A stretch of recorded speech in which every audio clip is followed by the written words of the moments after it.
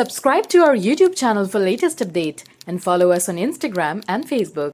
Hello, welcome to Vidyapeeth channel. This is Sonia Sharma और आज हम डिस्कस करने जा रहे हैं क्लास 10th का chapter 3 that is pair of linear equation in two variable.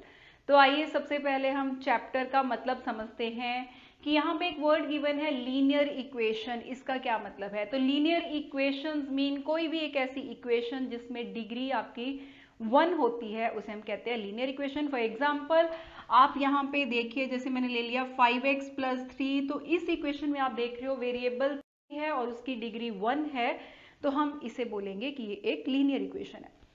थोड़ा सा अगर हम आगे चले तो वहां पे लिखा है इन 2 वेरिएबल्स, कि जो भी आप लीनियर इक्वेशन ले रहे हो वो 2 वेरिएबल्स में होनी चाहिए। अगर मैं इस इक्वेशन की बात करूं, ये लीनियर इक्वेशन तो है लेकिन इन 1 वेरिएबल है, क्योंकि यहाँ पे मैंने सिर्फ x यूज किया है।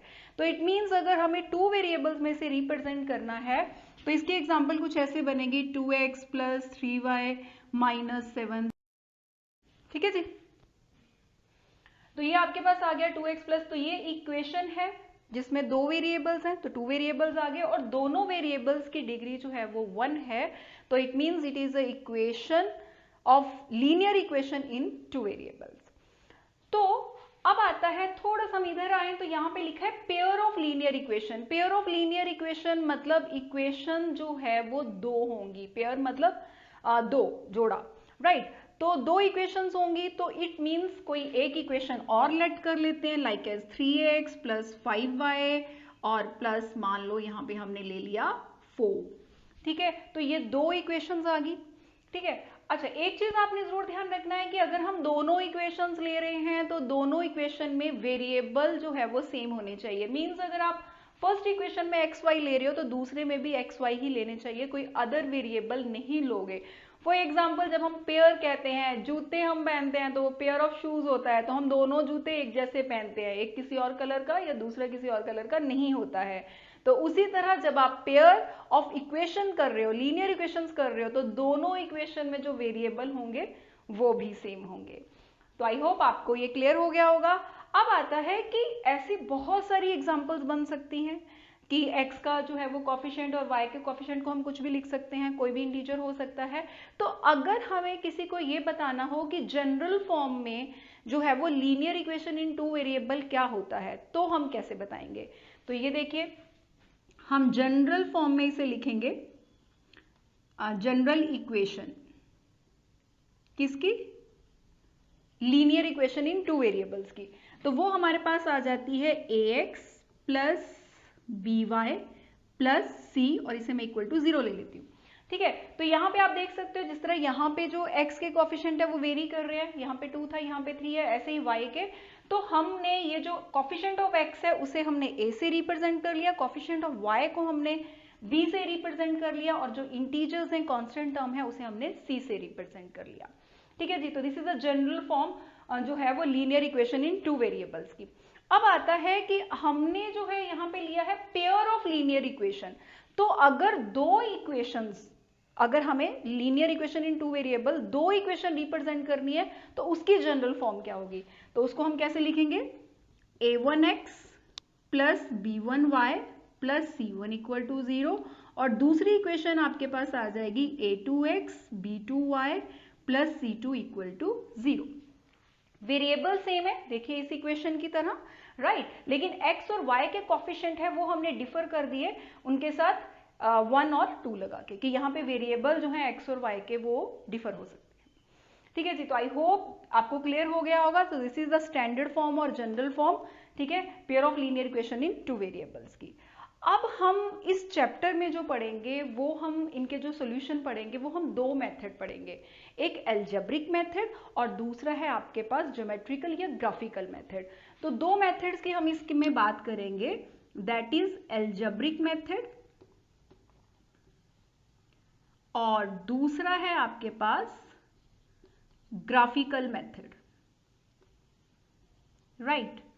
तो ये हम इस चैप्टर में डिस्कस करेंगे।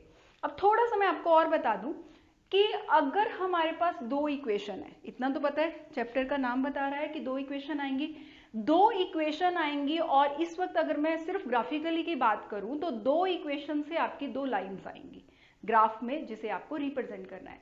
अब थोड़ी देर के लिए आप सोचिए कि अगर दो लाइंस हैं हमारे पास तो क्या पॉसिबिलिटीज हो सकती हैं कि वो लाइन क्या शो कर सकती हैं। अगर हमारे पास दो लाइंस हैं तो क्या कर सकती हैं, या तो वो दो, एक इधर से आ रही है एक इधर से आ रही है और किसी पॉइंट पे आके वो क्या कर गई, इंटरसेक्ट कर गई। तो इट मीन्स आपके पास पहली पॉसिबिलिटी आती है कि लाइन जो हैं वो क्या हो सकती हैं, इंटरसेक्ट, एक दूसरे को किसी एक पॉइंट पे वो कट कर सकती हैं, इंटरसेक्ट कर सकती हैं।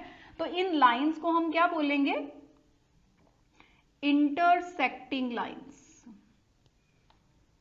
Right, intersecting lines.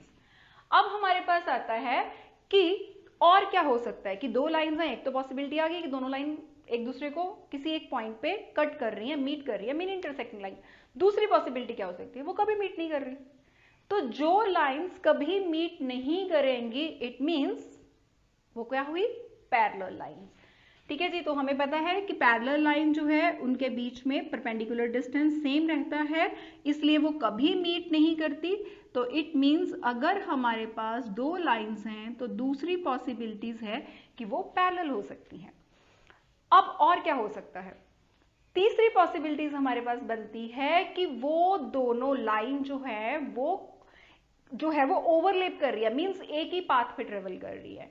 Like as this, ये एक लाइन है हमारे पास, ठीक है, ये इस पाथ पे जा रही है और दूसरी लाइन भी उन्हीं पॉइंट्स पे या उसी पाथ में आ रही है। तो ये देखने में एक लाइन है लेकिन ये दो लाइन है, लेकिन दोनों एक दूसरे को क्या कर रही हैं, ओवरलैप कर रही हैं। तो ऐसी लाइंस को हम क्या बोलते हैं, कोइंसिडेंट लाइन, कोइंसिडेंट लाइंस। तो आपने देखा कि हम इस चैप्टर में या अभी तक हमने जो कंसेप्ट पढ़ा उसमें हमने दो इक्वेशंस ली हैं, दो इक्वेशन से दो लाइंस क्रिएट होंगी और वो दो लाइंस क्या क्या जो है वो पॉसिबिलिटी बना सकती हैं, वो या तो इंटरसेक्टिंग होंगी या वो पैरेलल होंगी या फिर वो कोइंसिडेंट होंगी। तो किस तरह हम इन्हें ग्राफिकली रिप्रेजेंट करेंगे या फिर इन्हें अलजेब्रिकल मेथड से सॉल्व करेंगे वो हम अपनी नेक्स्ट वीडियो में देखेंगे। तो प्लीज वीडियो को लाइक करना नहीं भूलना है, चैनल को सब्सक्राइब कीजिएगा, बटन को प्रेस कीजिएगा और जल्दी ही मिलते हैं एक्सरसाइज के क्वेश्चंस के साथ अपनी नेक्स्ट वीडियो में। So till then take care, all the best.